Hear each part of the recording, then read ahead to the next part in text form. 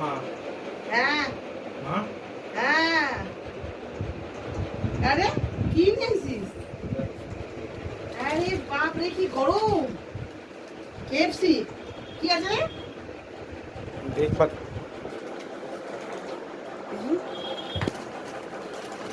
হ্যাঁ এ কি রে?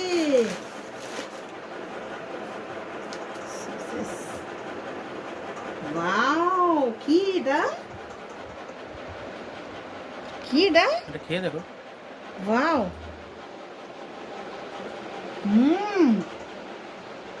দারুন দারুন।